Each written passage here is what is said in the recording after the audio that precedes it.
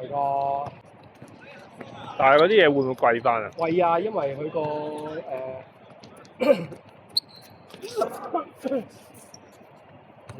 佢啲嘢買翻又貴咗，咪一樣。即係佢加翻你價啊！雖然個咁當然都係貴咗，係啦。即係好簡單啫嘛！你如果1000yen 食個拉麵，咁即係70蚊啦，以前。係咁而家55啦，係咪？咁但係佢而家可能係1100yen、1200yen，佢又貴咗嘅啫，因為佢嘅成本高咗啊嘛。一樣嘅啫，咁其實唔爭得好遠嘅。即係佢又加翻，又唔係真係着數。因為佢一定要加，佢成本唔夠嘛。係啊。咁啊係，佢入口嘢嘅話就。入口嘢冇自己嘢。棒！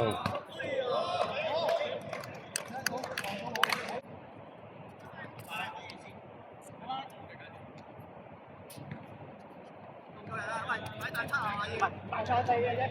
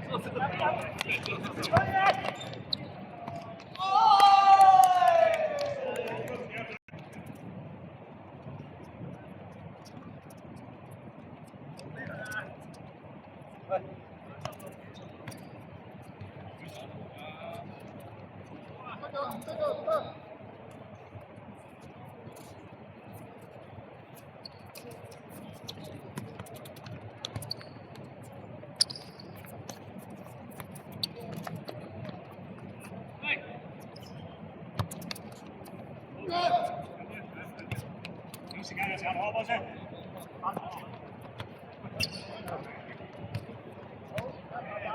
慢慢嚟。